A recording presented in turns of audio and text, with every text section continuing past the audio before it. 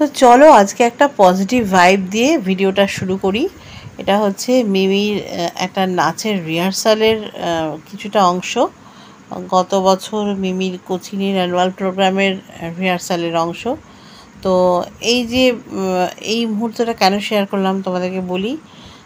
আমরা আবার আমাদের কাজকর্ম নতুন করে মানে নতুনভাবে আবার শুরু করব প্ল্যানিং নিয়েছি। তো সেই জন্যই অনেক পরিকল্পনা চলছে, মনটাও বেশ ভালো লাগছে। আমি আমার নিজের জায়গায় আবার ফিরে যেতে চাই, আমার সেই জগৎটাকে আবার ফিরে পেতে চাই। তো তোমরা শুভেচ্ছা রেখো, আমি যেন পারি, আমি যেন আবার আমার ছায়াপীঠিকে নিয়ে নতুনভাবে আবার পথ চলা শুরু করতে পারি। সঙ্গে থেকো তোমরা। Hello friends, good morning. চলে আসলাম তোমাদের কাছে আবার আর একটি নতুন ভিডিও নিয়ে। আমি শম্পার লাইফস্টাইল চ্যানেলে। আর সকালবেলার যে কাজটা করি প্রতিদিন, এক গ্লাস জল। ভিডিওটা স্টার্ট করে দিয়েছি। কালকে পরীক্ষা, মানে এই ভিডিওটা যখন পৌঁছাবে, মানে কালকে সকালে ভিডিওটা পৌঁছাবে, সেই দিনকেই পরীক্ষা। মানে আমি তো আগের দিন ভিডিওটা করি, পরের দিন পোস্ট করি। তো সেই অর্থে আগামীকাল পরীক্ষা। আমাদের এখানে প্রার্থী এসছে, ওই যে বাজনা টাজনা বাজিয়ে প্রার্থীকে নিয়ে ঘোরা হচ্ছে। চলো জলটা খেয়ে নিই।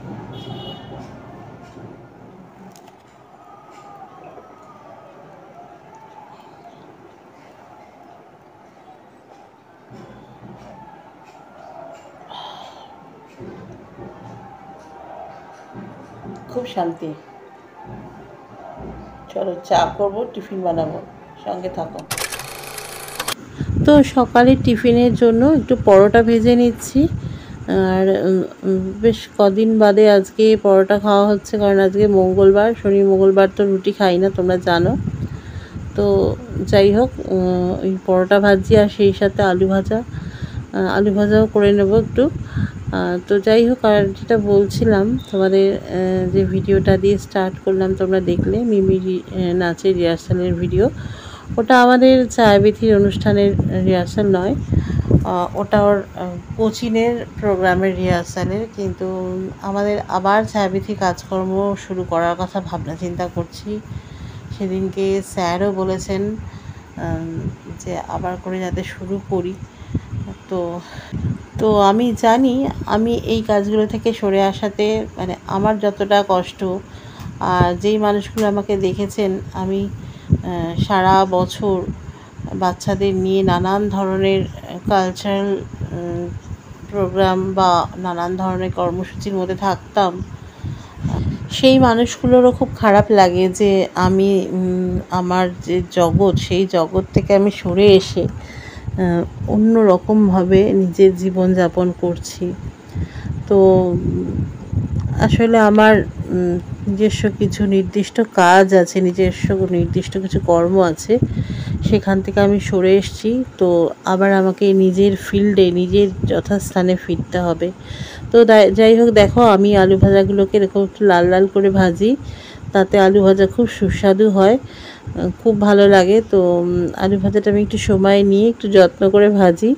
তো আজকে সকালবেলা টিফিনের পরোটা আর আলু ভাজা তোমাদের সাথে শেয়ার করলাম। তো চলো, আজকে আবার পরীক্ষার প্রিপারেশন আছে, পুরো ভিডিওটা সঙ্গে থাকো, দেখতে থাকো। অস্থির হয়ে যাচ্ছি।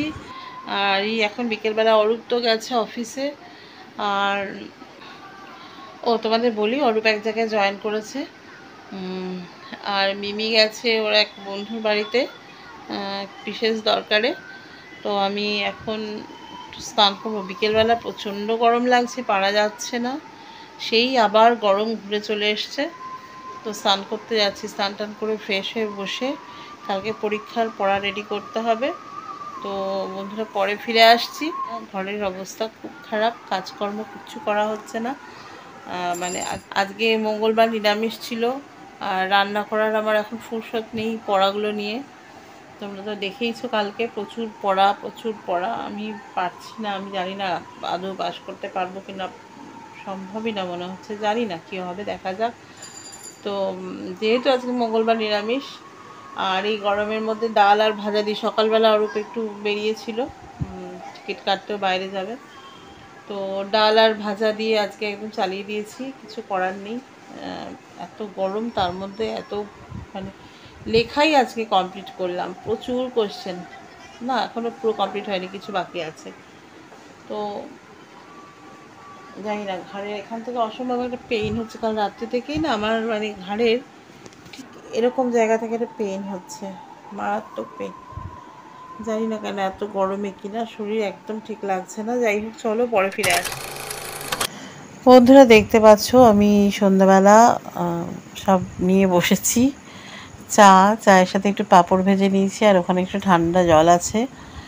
আর এই যে সমস্ত কালকে পরীক্ষা, তার প্রিপারেশান চলছে, দেখতেই পাচ্ছ। চশমা ছাড়া তো চলে না। আর এই যে দেখো আমার থালাটার পাশে দেখতে পাচ্ছ এটা কি, তোমরা কি কেউ এটা ইউজ করো? আমাকে একটুখানি জানিও যে তোমরা এটা ইউজ করো কি না। আমার কিন্তু এই গরমকালে এটা ছাড়া একদমই চলে না, জানো তো। দেখতে পাচ্ছ এই হাতলটা, আমার এত পিঠ চুলকোয়, তখন এই হাতলটাই আমার মানে ভীষণ আমার উপকারী বন্ধু হয়ে দাঁড়ায়।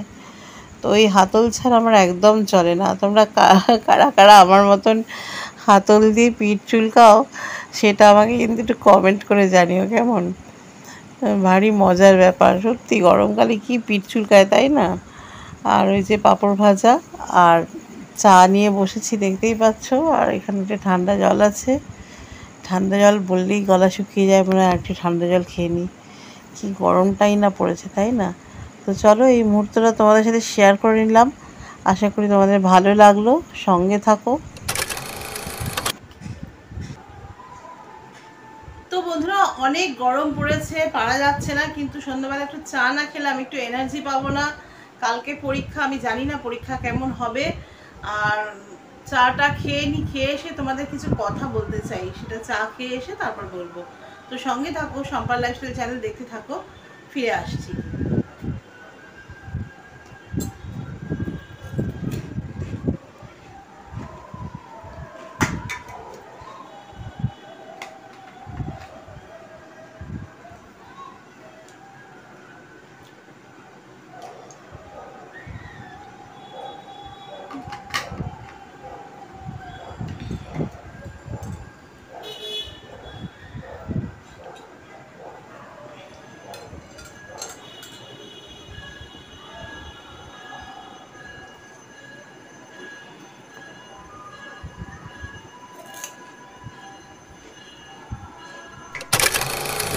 তো ফ্রেন্ডস, ফিরে আসলাম তোমাদের কাছে, কিছু কথা বলবো। চা খাওয়া হয়ে গেছে, পড়া শুরু করার আগে কিছু কথা বলে নিতে চাই, কারণ এই ভিডিওটা তো আমাকে দিতে হবে।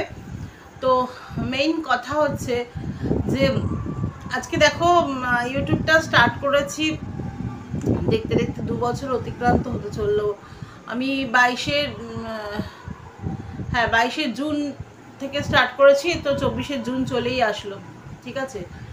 তো যেটা বলতে চাইছি, দেখো মানুষ যারা মনে করে খেটে পয়সা রোজগার করবো না, তারা কাজ নিয়ে বাছবিচার করে না। সিরিয়াসলি আমিও করিনি, জানো তো। আজকে আমি বেশ কটা বছর ধরে যে ফেসের মধ্যে দিয়ে চলছি, সেখানে বিপদে আপদে অনেক মানুষ আমাদের পাশে থেকেছেন, কিন্তু তা সত্ত্বেও আমরা কিন্তু সবসময় কিছু না কিছু কাজ করে গেছি। আজকে ধরো ডিসেম্বর থেকে ফেব্রুয়ারি পর্যন্ত 3 মাস একটা কাজ এসেছিল, যেখান থেকে আনলিমিটেড ইনকাম হয়েছে। যদিও টাকাটা রাখতে পারিনি, প্র্যাকটিক্যালি বিশ্বাস করে একটা পয়সা আমি রাখতে পারিনি, কারণ আমি জানতাম না 3 মাসে কোম্পানি বন্ধ হয়ে যাবে। এবং এই সময় আমি প্রচুর মানুষকে, যারা কাজটা করতে চেয়েছিল, তাদের পয়সার টাকার প্রবলেম, আমি তাদেরকে সাপোর্ট দিয়েছি, যতখানি পেরেছি আমার দিক থেকে সাপোর্ট দিয়েছি। তো প্রথম দিকে পারিনি, কিন্তু শেষের দিকে বহু মানুষকে টাকা দিয়ে আমি জয়েন করিয়েছি। সেই সাথে প্রতিদিন আমার ট্রেনিং করার জন্য ফিল্ডে বেরোতে গিয়ে যে কত টাকা খরচা হয়েছে তারিয়তা নেই। আর এটার উপরেই আমাদের সংসার চলছিল, ফলে একটা পয়সা রাখতে পারিনি প্র্যাকটিক্যালি। কিছু লোন শোধ করেছি, সেই সাথে কিছু লোনও শোধ করেছি, ঠিক আছে। তো কি বলবার, কিন্তু কাজটা আমার এসেছিল নিঃসন্দেহে। কালকে স্বপ্নাদির ভিডিওটা যারা দেখেছেন তারা জানে যে একদম প্র্যাকটিক্যালি আমি স্বপ্নাদির যেই প্রসেসটা বলেছিলেন সেই প্রসেসটা ফলো করে আমি কিন্তু মানে সত্যি কথা এই মুহূর্তে ওই কাজটা আমার আসবে আমি জানতাম না, একদম আচমকাই কাজটা আসে। এবং আমি যে উইশটা করেছিলাম সেই উইশটা আমার কাজ আসে, টাকা আসে, এবং সেই টাকা রাখতে পারিনি আলাদা কথা, কিন্তু উইশটা ফুলফিল হয়েছে। তো যেটা বলবার যে আজকেও কিন্তু আমি বসে নেই, কিছু না কিছু কাজের মধ্যে দিয়ে চলছি। মানে এই পরিস্থিতিতে দাঁড়িয়েও আমি ভিডিও করাটা আমার সত্যি খুব টাফ।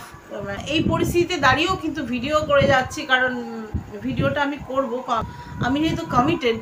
অ্যাকচুয়ালি আমি যখন ব্লগিংটা শুরু করেছিলাম তখন কোনো পথ না পেয়ে আমার পা ভেঙে গিয়েছিল। সেই সময় আমি দেখেছিলাম যে কোভিডের পর বহু মানুষ যারা চাকরি হারিয়েছে তারা শুধু ঘরের কাজ দেখিয়ে, ব্লগিং করে, তাদের ডেইলি লাইফস্টাইল দেখিয়ে তাদের চ্যানেলকে তারা মনিটাইজ করেছে, এবং সেখান থেকে তারা কিন্তু একটা মানে ভালো জীবনযাত্রা পেয়েছে।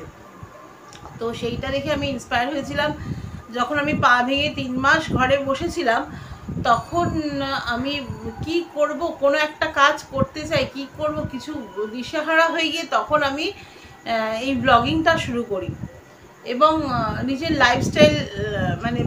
লাইফস্টাইল ভিডিও বানাতে শুরু করি আর কি। ঠিক আছে, এটা আমি জানি যে ফোকটে টাকা আসে না, টাকা রোজগার করতে খাটতে হয়, কষ্ট করতে হয়। কিন্তু যারা ব্লগিং করেন আমার মতন তারা কিন্তু প্রত্যেকেই যথেষ্ট পরিশ্রম করে। এই যে তোমরা দেখছো বন্ধুরা, এই যে এত সমস্ত চলছে আমার কদিন ধরে, এর মধ্যেও মানে আমি জানি না, আমি 1 সপ্তাহের মধ্যে প্রচুর কোশ্চেন আনসার। আমি আদৌ পরীক্ষাটায় পাশ করতে পারবো কি না, কারণ প্রথম কথা আমি একটু মেন্টাল মানে একটু টেনশনে আছি, স্বাভাবিকভাবেই সবাই থাকে, কিন্তু এই যেটা পড়ছি সেটা ভুলে যাচ্ছি, একটা সমস্যা হচ্ছে, জানি না কালকে কি হবে। কিন্তু এর মধ্যে থেকে ওই সারাক্ষণ মুখে গুজে বসে আছি, মানে ওই পড়া গুজে বসে আছি সারাক্ষণ চোখের সামনে, কিন্তু তার মধ্যেও আমাকে ব্লগিংটা আমি করছি, মানে আমাকে দিতেই হবে। মাঝখানে আমি অনেক দিন মানে আমার ভিডিও দিইনি বলে আমার চ্যানেলটা একটুখানি রিচ ডাউন হয়ে গিয়েছিল, তোমরা জানো। আমার কিন্তু অনেকখানি আমার ওয়াচ টাইম এগিয়ে গেছিলো, 2000-এর ওপরে ওয়াচ টাইম হয়ে গেছিলো, কিন্তু প্রায় 3000-এর কাছাকাছি ওয়াচ টাইম চলে গিয়েছিল। কিন্তু এই যে মাঝখানে কতদিন আমি ভিডিও দিইনি, ফলে আমার ওয়াচ টাইম একদম ডাউন হয়ে গেছিলো। তো আমি আবার শুরু করেছি, এটা আমার ডিউটি, আমার কাজ। আমি প্রতিদিন আমি ব্লগিংটা করবো, প্রতিদিন ভিডিওটা দেখবো। আর যাই হোক, আমার তো আজকে ধরো দেখলাম 882 ছিল, একটু আগে দেখলাম 884, সাবস্ক্রাইবারও বাড়ছে। তো তোমরা একটু বেশি বেশি করে আমার ভিডিওটা দেখো, কারণ আমার লাইফে ঘুরে দাঁড়াতেই হবে, জানো তো। আমি মানে কারণ এটা আমার মানে জীবনের একটা চ্যালেঞ্জ হয়ে গেছে, কারণ আমার মেয়েটার ভবিষ্যৎ আছে, সবথেকে বড় কথা মেয়ের ভবিষ্যৎ আছে, আর আমাদেরও তো দিন যাপন করতে হবে। তো ওই জন্য তোমাদেরকে রিকোয়েস্ট করছি, প্লিজ ভিডিওটা দেখো, কারণ যারা আজকে লাইফস্টাইল ব্লগ তৈরি করেন আমার মতন, তারা সত্যি কথা নিরুপায় হয়ে হয়তো আর কোনো পথ থাকে না, তারা কিছু করতে চায়। কারণ ওই যে বললাম যে ফোকটে টাকা আসে না, বসে বসে আজকে হয়তো আমার খুব ভালো একজন বন্ধুকে আমি বললাম, আমাকে কিছু টাকা সে ধার দিল, কিন্তু রোজ রোজ তো তার কাছ থেকে আমি টাকা নিয়ে আমি চালাতে পারবো না। আজকে হঠাৎ করে একটা বিপদে পড়েছি, প্রয়োজন পড়েছে, কারো কাছে ধার চাইলাম, সে দিল, কিন্তু এটা তো ডেলিকার ব্যাপার হতে পারে না, তাই না? তাই জন্যই কাজ করার এত মানে চেষ্টা, কাজের এত চেষ্টা, এত উদ্যম। তো আপ্রাণ চেষ্টা করছি আমার চ্যানেলটাকে এগিয়ে নিয়ে যাওয়ার। বন্ধুরা পাশে থাকো, দেখতে থাকো সপার লাইফস্টাইল চ্যানেল। আজকের মতো এইটুকুনি, আবার পরে ফিরে আসবো, ততক্ষণ টাটা।